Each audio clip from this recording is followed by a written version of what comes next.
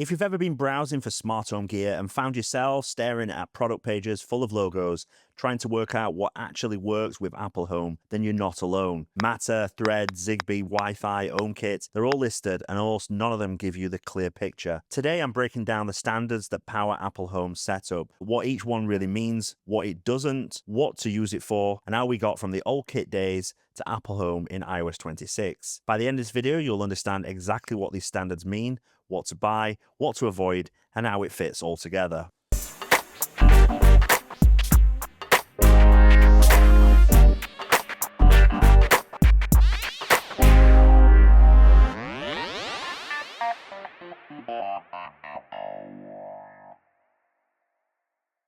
As we step through this video, here's the easiest way to think about AppleHome.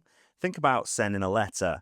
First, there's a language the letter is written in. That's the standard and framework. Matter or HomeKit decide what the device understands and what it can do. Then there's a delivery method. That's a network, Wi-Fi, Thread, Ethernet, Bluetooth, or Zigbee. And these are just different ways of getting letter around your home. And finally, there's a place that you post it and read it. That's the platform, AppleHome, which is the Home app. Most smart home confusion comes from mixing all these things together. Once you separate the language, the delivery, and the place you control everything, then the whole system starts to make sense. Now let's go through each of these properly. Let's talk HomeKit versus Matter and the difference between native HomeKit support and AppleHome support via Matter. Originally, Apple's smart home platform was simply referred to as HomeKit. Today, HomeKit is the framework developers build against, and AppleHome is the platform you see and use on your devices. HomeKit is Apple's home development framework that manufacturers integrate directly into their products. When a device supports HomeKit natively, it communicates straight with AppleHome using Apple's APIs, its security model, and its feature set, and it goes through Apple's MFI certification process. That usually means deeper integration, for example, with HomeKit Secure Video, but we need to wait and see how Apple deals with Matter 1.5. But for now, cameras with HomeKit Secure Video need to be certified via Apple's MFI. Today, AppleHome supports two paths. The first is native HomeKit support. These devices are built specifically for AppleHome and often expose sometimes more functionality inside the app. The second is AppleHome support via Matter. In this case, the device speaks Matter and the AppleHome acts as the Matter controller. From your point of view, the devices still appear in AppleHome, work in scenes and automations, and can be controlled via the voice assistant. But it is limited to whatever the Matter standard defines for the device category, or vice versa, what Apple has adopted from the Matter standard. The key distinction: Matter makes buying easier and compatibility wider. Native HomeKit support can still offer deeper features. AppleHome supports both by design, but in my view, neither of them are better than the other. They just complement each other. So Matter is the big shift. Matter is the smart home standard designed to make devices work across platforms. So instead of buying something that works with one ecosystem, Matter devices can be added to AppleHome, Google, Alexa, SmartThings. For AppleHome users, Matter means three practical things.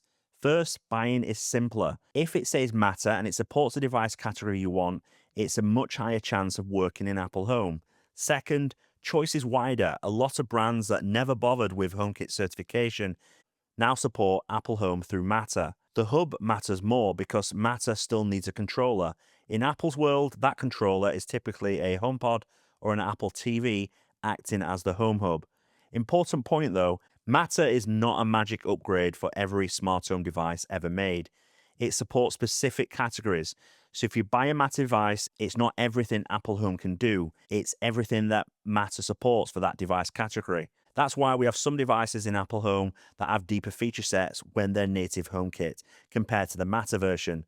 But regardless, Matter is a big win for smart home, and as it develops into the future, because it's only a couple of years old now, we're going to see some great things from Matter. Thread is not a platform. It is not works with AppleHome or part of Matter, but people often link them. Thread is a network protocol. Using the letter example, Thread is the way that the letter gets delivered. It's the wireless highway your devices use to communicate, especially low-power devices like sensors and locks. Thread is designed to be low power, fast, and mesh based. Mesh is the key. With mesh, devices can pass messages through each other.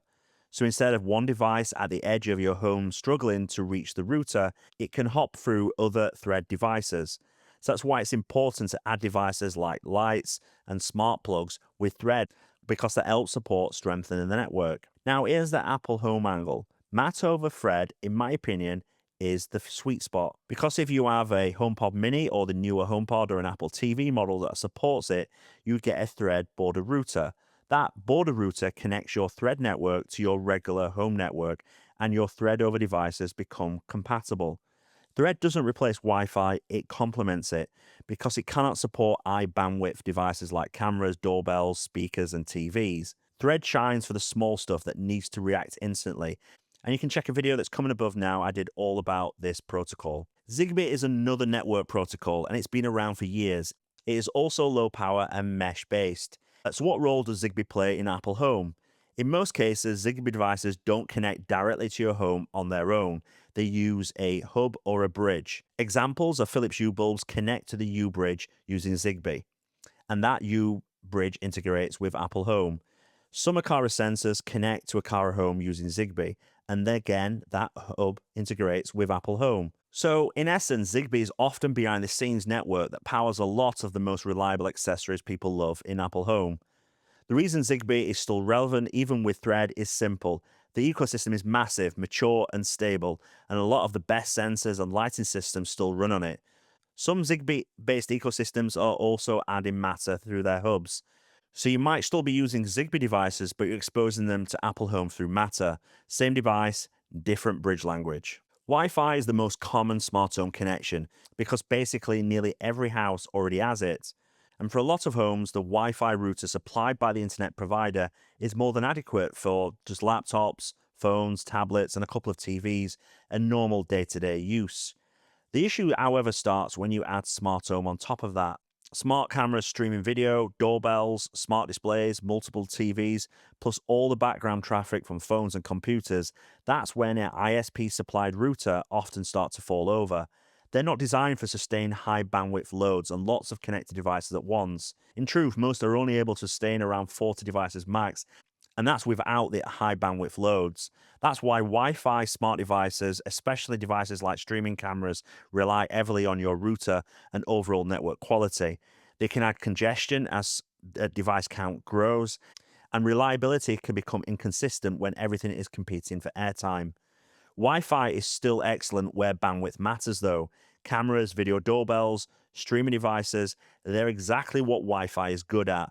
But for low power accessories that need instant response like sensors, buttons, and lighting, Wi-Fi is overkill and sometimes less consistent than Thread or Zigbee. In Apple Home, Wi-Fi devices show up in two ways: native HomeKit over Wi-Fi, Matter over Wi-Fi. And if you're planning a serious Apple Home setup, investing in a solid Wi-Fi system matters. A good mesh network will do more for your smart home reliability than almost every single accessory you can buy, because the Wi-Fi network, regardless, still plays an important part in your backbone of your Apple Home. Ethernet is the most stable connection you can have in your smart home. It's fast, consistent, immune to wireless interference, and completely predictable. If a device supports Ethernet and you wire it properly, it will always be more reliable than the same device on Wi-Fi. This is why core infrastructure in commercial environments almost entirely run over Ethernet. Apple TV hubs, smart home bridges like Philips Hue or Aqara, network video recorders, and mesh Wi-Fi nodes all benefit massively from being hardwired. I would always recommend hardwiring your Apple TV and set it to your default home hub for a stable Apple Home. The problem, however, is adoption. Running Ethernet cables through an existing home is not user-friendly. It often means drilling, lifting floors, chasing walls, or paying an installer. For most people, that's a step too far for a smart home setup. Use Ethernet where you can for Apple TV, hubs, bridges, and fixed equipment like TVs. Then let Zigbee and Wi-Fi and Thread do the rest. The combination is where Apple Home is the most reliable. Often forgot, and that is Bluetooth.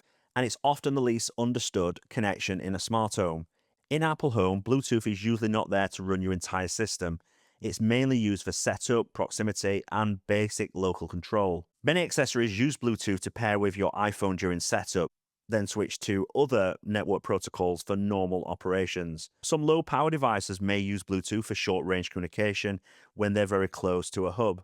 So think of Bluetooth as a helper, not a backbone. It's useful for onboarding devices and simple interactions, but in AppleHome setup, it's usually just the first step before a more capable protocol takes over. One of the biggest mistakes people make when starting with AppleHome is assuming that smart automatically means compatible. Well, it doesn't. I regularly see comments from people saying things like, I've got a smart plug that works with Siri shortcuts. And while Siri shortcuts can be useful and I use them a lot outside of various different things, it's not AppleHome. There's a reason the device that relies on Siri shortcuts or its own brand's app are often cheaper. They don't integrate with AppleHome natively. They don't benefit from Apple's local control, shared automation, scenes, or the wider home ecosystem. If the device only works at Siri shortcuts or a standalone app, it's not really part of your smart home. It's just a connected gadget that sits next to it. So here's a quick way to tell whether a device will work in your Apple Home setup. First, look for explicit Apple Home or HomeKit language. If a product says it works with Apple Home or works with HomeKit logos, that means it will appear directly in the Apple Home app. This is the most straightforward and predictable option, especially for beginners. Second, check for Matter support. If a device supports Matter and it's a device type that Apple Home supports through Matter, then it can be also added to Apple Home. What matters here is not just the Matter logo. Some devices are not fully supported via Matter. For instance, scroll wheels are not supported in Matter and will not appear in Apple Home as a scroll wheel. Third, be aware of hub requirements. Some devices look compatible, but they actually rely on a hub or a bridge. Most Philips Hue bulbs need a Hue bridge. Some Akara devices need an Akara hub. These still work extremely well in Apple Home, but you need to know about the extra piece of hardware before you go out buying. So a general rule of thumb, if you want to access the widest choice of Apple devices, prioritize Matter compatibility, ideally Matter over Thread. This gives you broad compatibility and a solid network foundation. If you already have Zigbee systems like Hue or Akara, keep them. They're reliable, they're mature. If you're buying cameras or anything else, expect Wi-Fi and invest in your router setup because that's where your experience will live or die. Whatever you choose, your Apple Home Hub is not optional. In Apple Home, a HomePod or an Apple TV as a home hub is what makes automations all run, enables remote access, and keeps the whole system consistent. If you follow these rules, you'll avoid most of the frustration people blame on smart home setups when the real problem was buying the wrong device or misunderstanding what it was meant to do. Now, before we wrap up, just some quick myth busting. Thread does not mean it works with Apple Home, it just means it's using the Thread network. Matter does not mean every feature is identical across platforms. It means the device can be controlled across platforms within Matter's supported feature set. Zigbee is not outdated and something of the past. It's one of the most stable foundations for lighting and sensors today, especially through strong hubs. Wi-Fi devices are not bad, they just demand a good network and the right use cases. Make sure that you invest in a good Wi-Fi setup. So guys, that's the end of this video. If this helped make sense of Apple Home and all the different language, then it'd be appreciated if you could give it a like. It genuinely helps support the channel. If you want more honest, practical Apple Home videos, you can check out more of the videos on this channel. And if you want to become part of the Apple Home community, then subscribe with notifications on so you don't miss what's coming next. You can also follow us on X, Instagram, and Facebook by searching for Follow HomeKit on your favorite social media channel. Thanks very much. I'll speak to you soon.